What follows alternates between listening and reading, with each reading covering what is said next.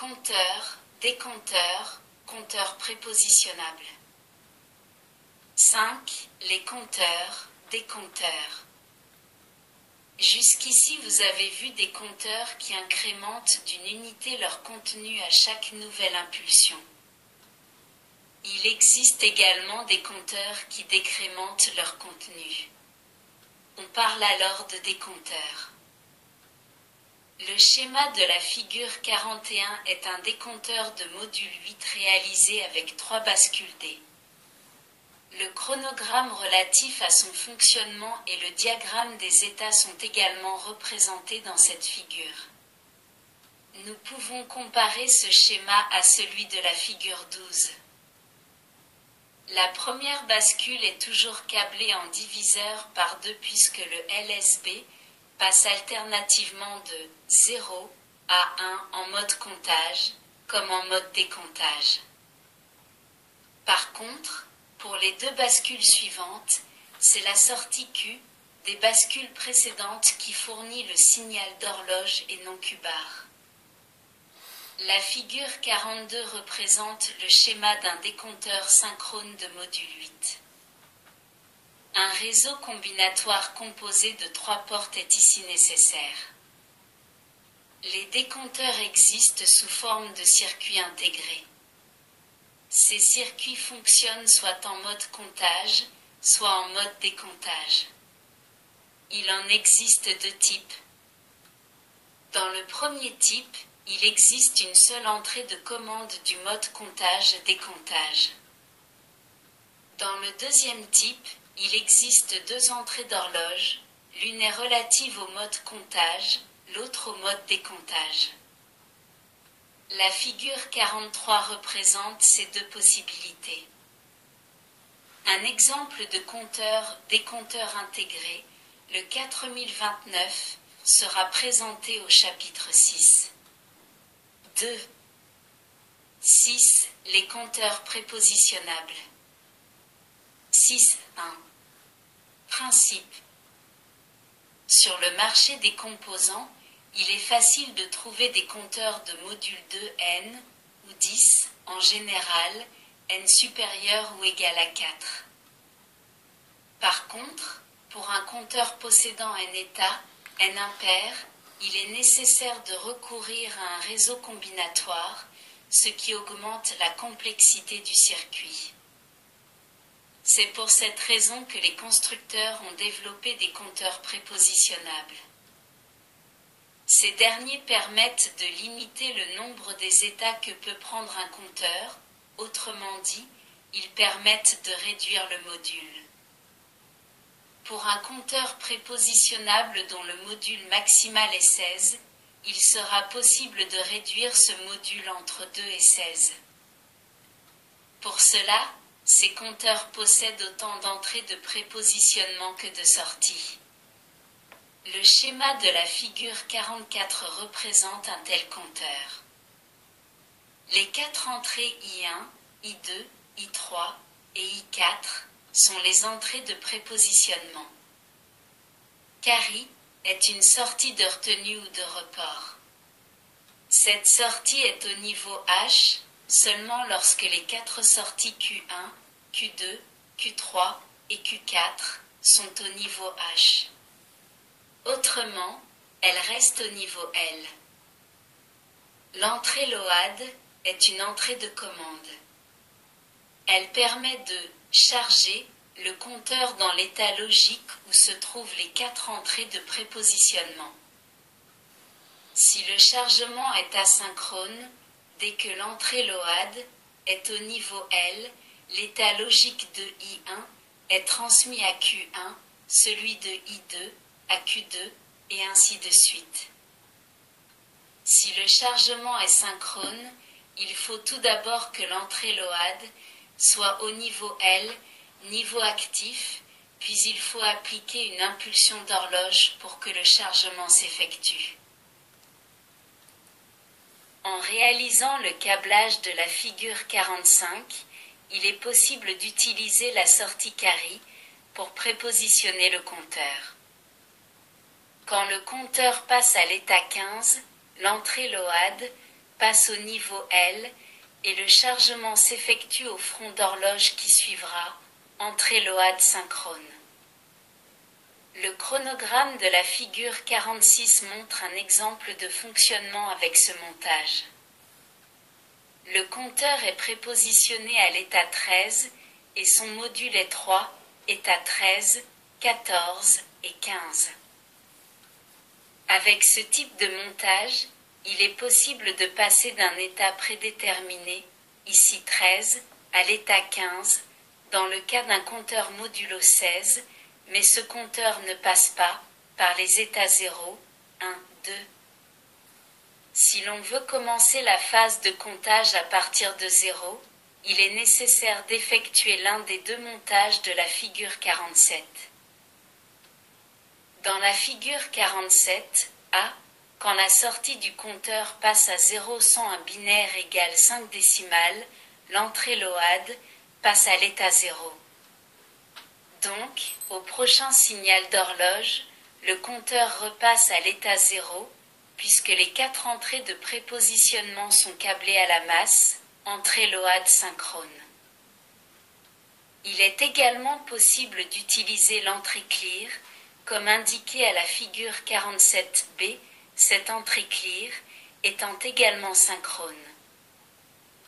Dans les deux cas, la porte NAND sert à détecter l'état 5 du compteur afin qu'il repasse à 0. Néanmoins, ce système est trop rigide car il impose un réseau combinatoire donné pour réaliser un compteur de module défini. Or, avec un compteur prépositionnable, il suffit de changer les données sur les entrées de prépositionnement pour modifier le module. 6.2. Le compteur intégré HEF 4029B. C'est un compteur-décompteur synchrone binaire décimal 4 bits réalisé en technologie MOS. Son schéma fonctionnel et son brochage sont donnés à la figure 48. Le signal d'horloge est appliqué sur l'entrée CP. Ce sont les fronts montants qui sont actifs. CE bar est une entrée de validation. Si elle se trouve au niveau H, le compteur est inhibé ainsi que la retenue. PL est l'entrée de chargement parallèle asynchrone prioritaire. Dès qu'elle passe au niveau H, les 4 données présentes sur P0, P1, P2 et P3 sont transférées sur les sorties au 0, au 1, au 2 et au 3. La commande UP-DN bar permet soit de compter UP-DN bar au niveau H, soit de décompter UP-DN bar au niveau L. La commande BIN, DEC bar, permet le comptage-décomptage soit en code binaire, BIN, DEC bar, au niveau H, soit en code décimal, BIN, DEC bar, au niveau L. La sortie TC bar est normalement au niveau H et passe au niveau L lorsque le compteur atteint le compte maximal en mode comptage ou le compte minimal en mode décomptage à condition que CE bar soit au niveau L. Nous verrons dans le chapitre suivant l'usage qui est fait de cette sortie TC bar. Le tableau de la figure 49 présente les différents modes de fonctionnement de ce compteur.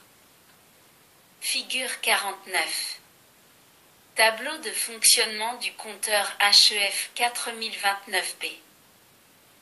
PL. BIN DEC bar. UP-DN bar. CE bar. CP. Mode 1. X. X. X.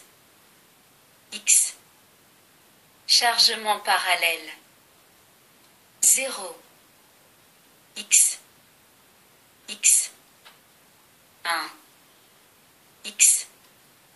Sans changement. 0. 0. 0. 0. Flèche haut. Décomptage décimal. 0.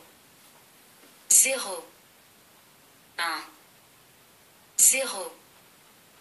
Flèche haut. Comptage décimal. 0. 1. 0. 0. Flèche haut. Décomptage binaire. 0. 1. 1. 0. Flèche haut. Comptage binaire. Globalement, il existe 4 modes de fonctionnement puisqu'il y a 2 entrées de commande, BIN, DEC bar et UP, DN bar, autorisant 4 combinaisons. Les diagrammes des états des figures 50 et 51 représentent ces 4 modes de fonctionnement. Dans la figure 50, vous pouvez remarquer que si le compteur est dans un état compris entre 10 et 15, cas de la mise sous tension, il réintègre l'anneau des états après un certain nombre d'impulsions d'horloge. Par exemple, de l'état 12, il passe à l'état 13, puis à l'état 4, en mode comptage. Le chronogramme de la figure 52 illustre le fonctionnement de ce compteur en mode décimal. L'entrée BIN DEC bar est au niveau L. À l'instant T1, la commande PL, chargement du compteur, passe au niveau L. Donc au front d'horloge actif qui suit, le comptage peut commencer. CE bar est à l'état 0. Le comptage est validé. Le compteur progresse donc de 0 à 9. Dès qu'il passe à 9 à l'instant T2, la sortie TC bar, retenue, passe au niveau L. Pendant cet état 9, l'entrée de commande UP DN bar passe au niveau L, donc le compteur va passer en mode décomptage. Immédiatement, la sortie TC bar repasse au niveau H, puisque le compteur est en mode décomptage. Au front d'horloge actif suivant, le compteur passe à 8 puis à 7, jusqu'à 0. À l'instant T3, le décompteur passe à 0, mais la sortie TC bar reste au niveau H, puisque l'entrée de validation CE bar vient de passer au niveau H. Par contre, après une période du signal d'horloge, cette entrée CE bar passe au niveau L et par conséquent la sortie TC bar peut passer au niveau L. À l'instant T4, la commande PL passe au niveau H, donc le chargement du compteur s'effectue et ce dernier passe à l'état Si. Il serait possible de tracer le même type de chronogramme pour le mode binaire. 7. Les compteurs de grande capacité. 7.1. Réunion de plusieurs compteurs en cascade. Nous pouvons faire 2 remarques. Tout d'abord, en utilisant des bascules individualisées, nous sommes très rapidement limités au niveau de la capacité d'un tel compteur. En effet, il devient nécessaire d'utiliser un nombre important de circuits intégrés, bascules et réseaux combinatoires. Ensuite, les compteurs existants sous forme de circuits intégrés ne dépassent guère une douzaine d'étages, type 4040, donc limite la capacité à 4095 égale 2 puissance 12-1. Il existe des compteurs intégrés possédant jusqu'à 24 étages, cas du circuit 4521, mais tous les étages ne possèdent pas de sortie. Ces circuits sont généralement utilisés comme diviseurs et non pas comme compteurs. C'est pour cela que l'on réunit plusieurs compteurs ensemble comme schématisé à la figure 53. Il suffit de relier la sortie Q4 d'un compteur, synchrone ou asynchrone, de rang n, à l'entrée d'horloge du compteur suivant, de rang n plus 1. On intercale un inverseur entre cette sortie Q4 et l'entrée d'horloge, car celle-ci est active sur le front montant, dans le cas présent. Si chaque compteur possède un module égal à 16, diviseur par 16, le module total est égal à 16n, si n est le nombre total de compteurs. Sur la sortie Q4, du nième compteur, on peut recueillir un signal de fréquence. Fréquence d'horloge divisée par 16n. Pour deux compteurs en série, le module vaut 256, 16 multiplié par 16, et le signal d'horloge est divisé par 256. Certains compteurs possèdent une sortie carry, retenue, et deux entrées de validation du compteur, par exemple, CEP et CET. Si ces deux entrées passent au niveau L, le compteur se bloque dans l'état où il se trouve à ce moment-là. Ces caractéristiques permettent de réaliser le montage de la figure 54. Quand le compteur numéro 1 atteint sa capacité maximale, la sortie carry passe au niveau H et par conséquent, au front actif de l'horloge qui suivra, le compteur numéro 2 sera incrémenté cas d'un compteur et le compteur numéro 1 passera à l'état 0. À ce moment-là, la sortie carry repasse au niveau L, ce qui invalide à nouveau le compteur numéro 2. Le compteur numéro 3 s'incrémente seulement si les sorties carry des deux premiers compteurs sont au niveau H. À ce moment-là, l'entrée CEP du compteur numéro 3 repasse au niveau L, ce qui l'invalide à nouveau et ainsi de suite. Il faut noter que la sortie carry passe au niveau H seulement si le compteur a atteint sa capacité maximale et si son entrée CET est au niveau H. Ainsi, on est certain qu'un compteur de rang n s'incrémentera seulement si tous les compteurs qui le précédent ont atteint leur capacité maximale.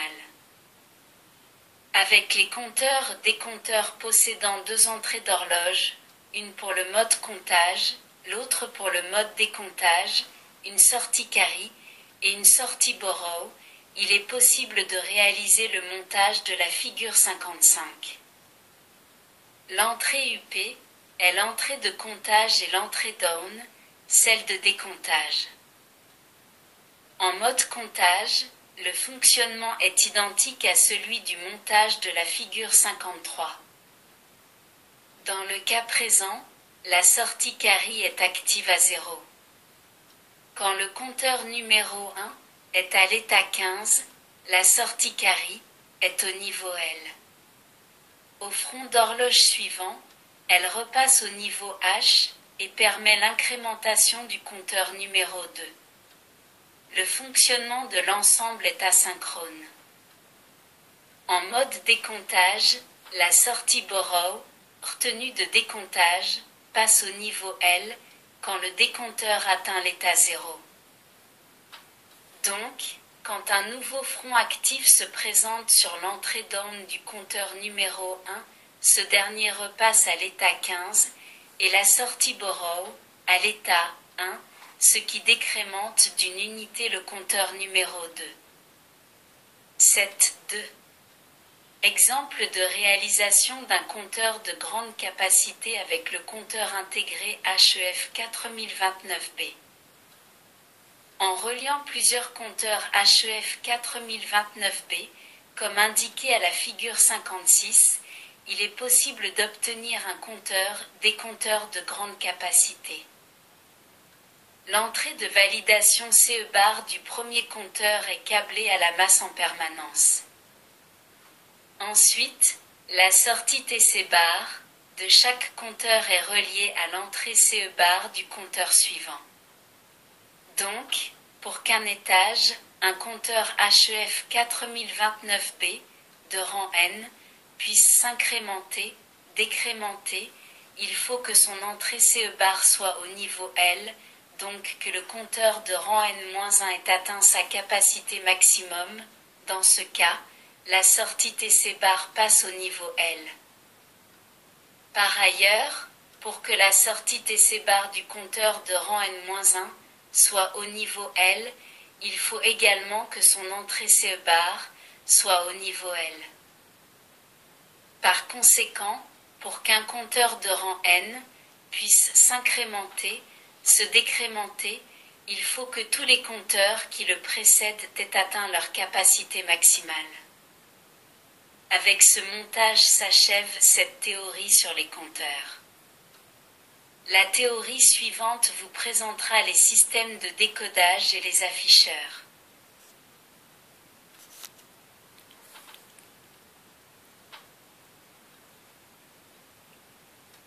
Merci de votre écoute. À bientôt.